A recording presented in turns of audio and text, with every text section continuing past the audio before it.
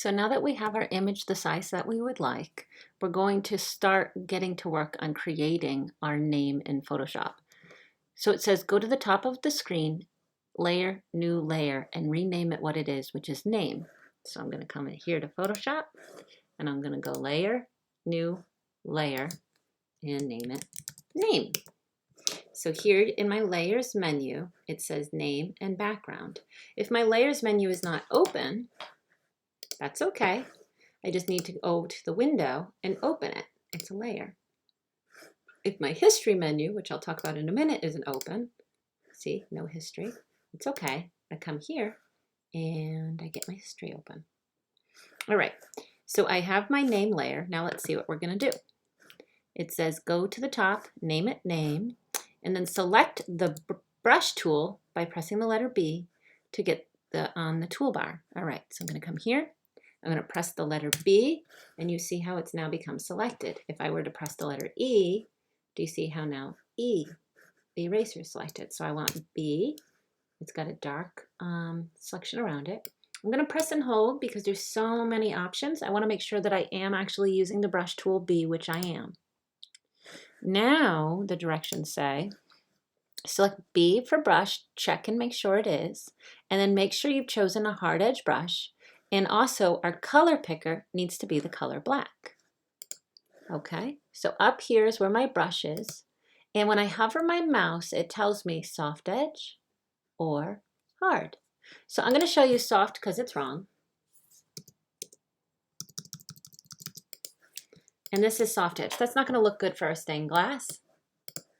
And this is hard edge. Do you see how that looks good for our stained glass? Also, we want to make sure that the opacity is 100. Do you see how that doesn't look good? So we want to make sure that this is all the way up at 100, this is at 100, and this is at 100. So we have a nice clean line. I've made some marks that I don't want to keep, so I'm going to use my history, and I'm going to come all the way back to where I want. So I have my brush. I have it as hard round. All of these are at 100. And down here it is on black, but let's just say I came in today and it's not, it's red. So a quick way that I can get the color black is just clicking here. Boop, now it's black.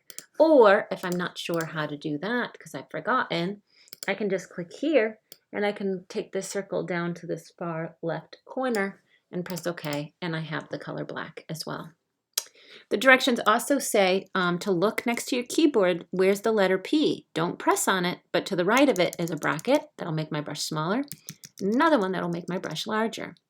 And what you're going to do today is you're going to create a stained glass effect. And you're not going to finish, right? This is going to be a couple days that you're going to work on it. And what you're going to do is you're going to draw your name out or write your name out. So my first name is Keely. So I'm using a shift key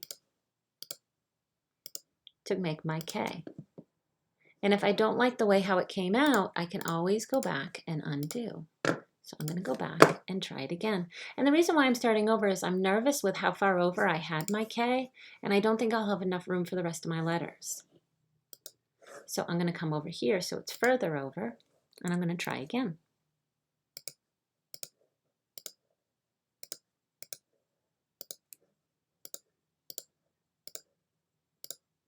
So there's my K. And do you notice how it's not perfect?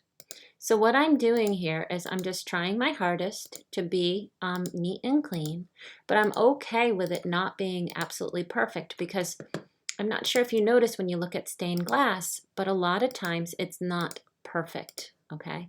There's some mistakes in it. So see how like I have that at a little bit of an angle. If I don't like that, that's okay. I can go back and undo, click here again, hold my shift key down and click. So every time I click with my mouse, I'm holding that shift key down. Now I'm letting go of my shift key because if not, uh-oh, my line does that.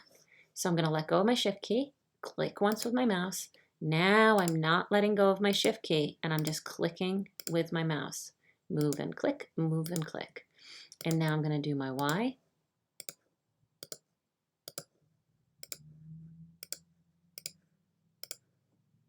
All right, and there's my name, okay?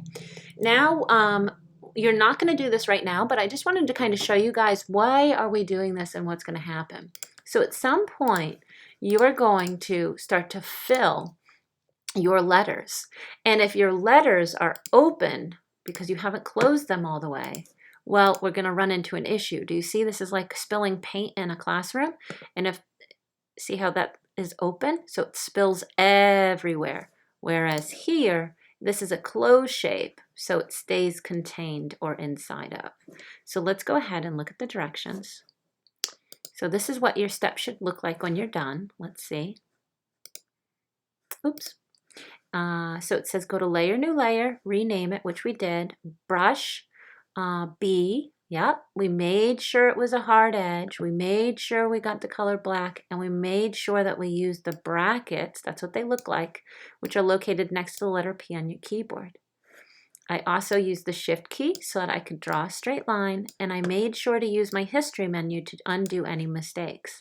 And now it says, hint, all black lines need to connect in order for the next step to work, which I just showed you guys. All right, so go ahead and do those directions on your own, and then come back and watch the next video.